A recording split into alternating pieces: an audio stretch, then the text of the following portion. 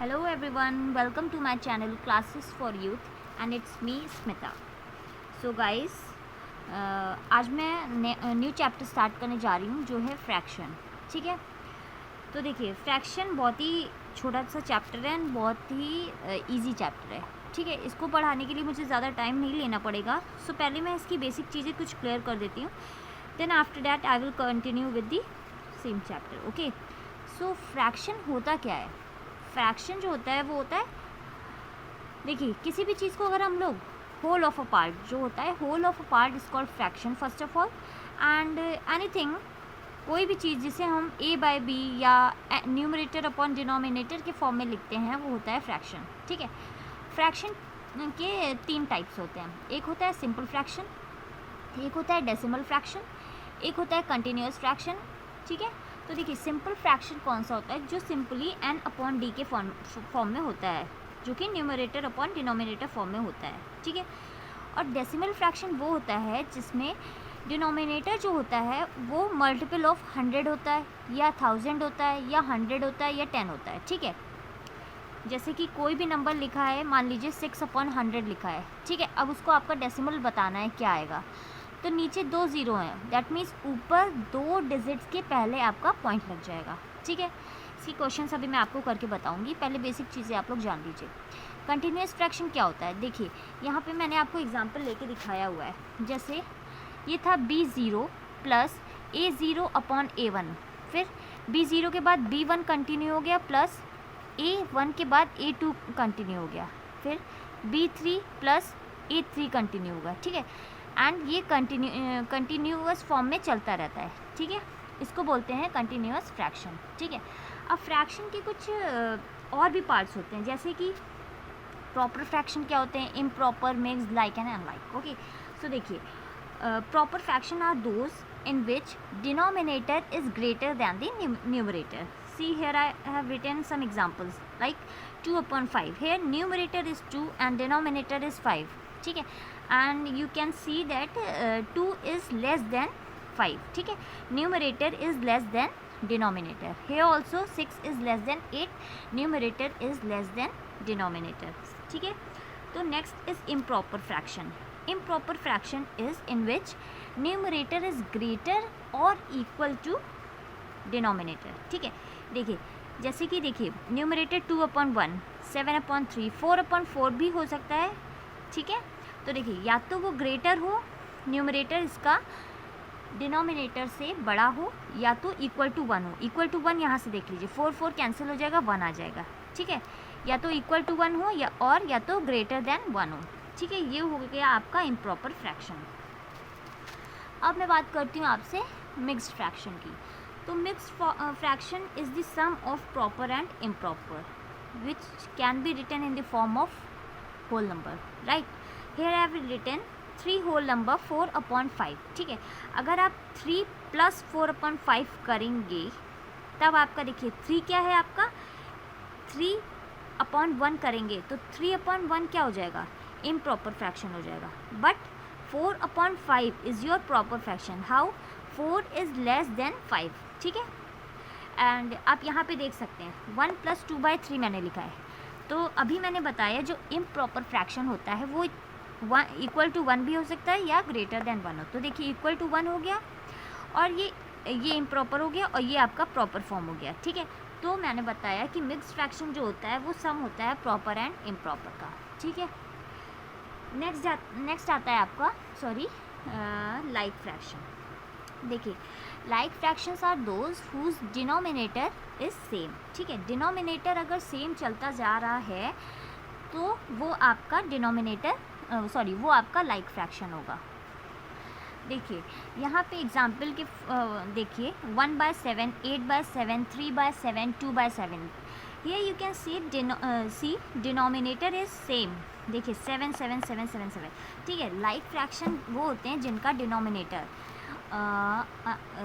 Numerator को अब आप लोग हिंदी में बोलते हैं अंश और डिनोमिनेटर को बोलते हैं हर. ठीक है, तो लाइक फ्रैक्शन वही होते हैं जिनका डिनोमिनेटर यानी कि हर जो होता है वो सेम रहता है. ठीक है, और unlike fraction are those whose denominator is different, मतलब कि जिनका हर जो होता है वो डिफरेंट हो जाता है, ठीक है, चाहे वो छोटा भी हो सकता है न्यूमरेटर से और न्यूमरेटर से बड़ा भी हो सकता है, डजंट मैटर। ओके, सो ये हो गया आपका फ्रैक्शन का बेसिक पोर्शन, ठीक है। तो अब मैं आपको एक दो क्वेश्चन इसके बताती हूँ।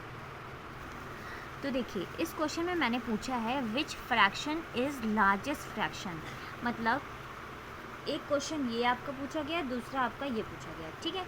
तो मैंने इसमें पूछा कि कौन सा फ्रैक्शन आपका लार्जेस्ट फ्रैक्शन है, ठीक है। तो देखिए इन दोनों क्वेश्चन में डिफरेंस क्या है। देखिए इन दिस क्वेश्चन जो डिनोमिनेटर आपका है वो सेम है, ठीक है, और इस क्वेश्चन में न्यूमरेटर आपका सेम है, ठीक है। तो अब अगर मैं आपसे पूछती हूँ कि लार्जेस्ट फ्रैक्शन कौन सा है, तो देखिए दो केस हैं, एक में डिनोमिनेटर सेम है और एक में न्यूमरेटर सेम है। तो आप ये नोट डाउन कर लीजिए कहीं पे कि जिसका डिनोमिनेटर अगर सेम होगा तो उस केस में आप देखेंगे जो न्यूमरेटर बड़ा होगा, ठीक है। अगर आपका डिनोमिनेटर अगर आपका सेम है, ठीक है, तो उस केस में आप देखेंगे जो न्यूमरेटर की बड़ी वाली वैल्यू होगी, ठीक है, बड़ी वाली 9 है, that means 9/5 is your largest fraction, ठीक है। बट आप अगर इसमें देखें न्यूमरेटर में, ठीक है, न्यूमरेटर में आपने देखा कि सारे अब अगर आप देखें कि न्यूमरेटर सारे सेम है तो उस केस में आप कैसे पता लगाएंगे कि लार्जेस्ट फ्रैक्शन कौन सा है।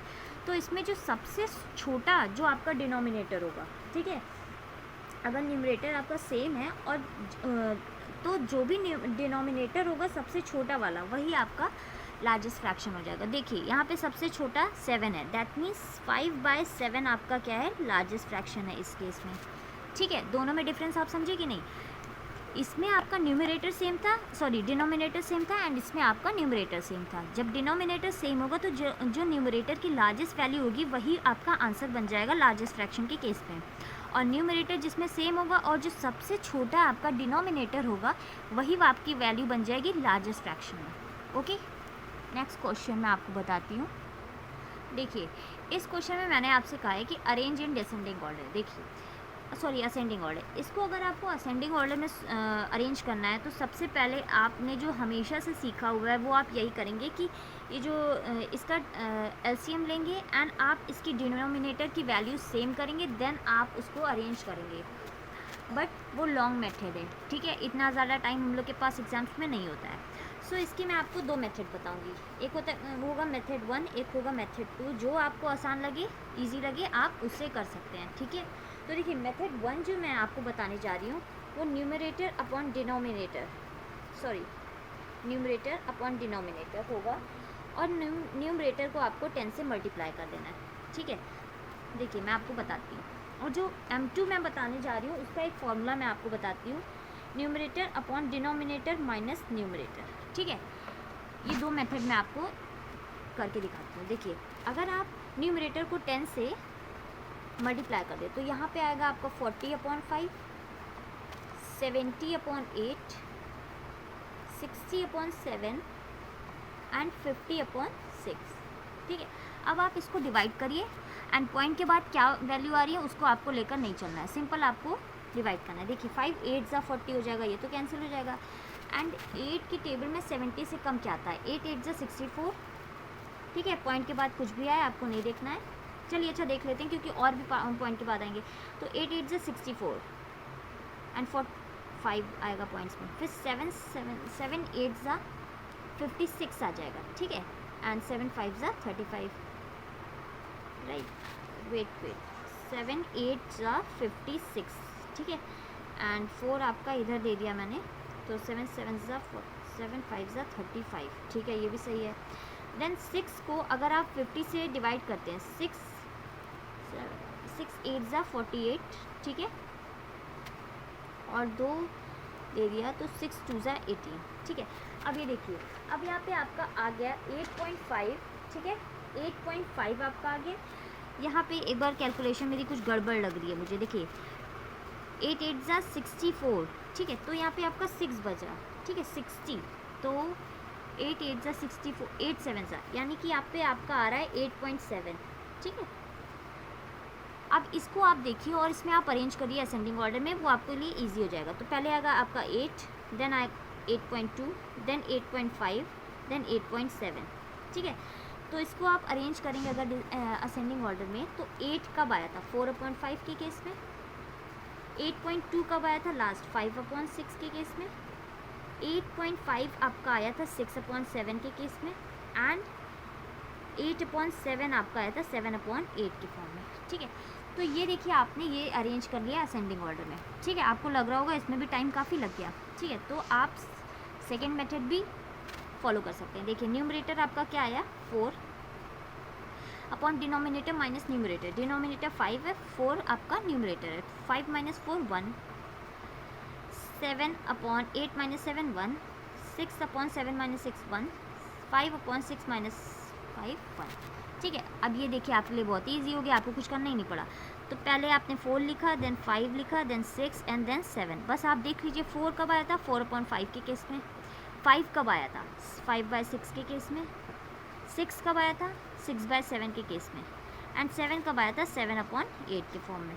देखिए आपने आंसर, देखिए दोनों आंसर इक्वल आ रहे हैं। ठीक है, मेथड आपका दोनों आपके मेथड आपके दोनों सही हैं, आंसर दोनों से सेम मिलेगा, बट ये थोड़ा टाइम टेकिंग नहीं है और ये ज़्यादा टाइम टेकिंग है। ठीक है, तो आप जिस मेथड, अगर आप इसको ज़्यादा प्रैक्टिस करेंगे तो ये भी बहुत इजी मेथड है। इसमें थोड़ा टाइम इसलिए लग गया क्योंकि मैंने यहाँ पे कैलकुलेशन मिस्टेक कर दी थी, दैट्स वाई। ओके, एल्स कोई प्रॉब्लम नहीं होगी आपको। सो आज थी हम लोग की इतनी ही क्लास, कल मैं आपको कुछ नए क्वेश्चंस कराऊंगी इसके। ठीक है, so thank you for watching, good luck.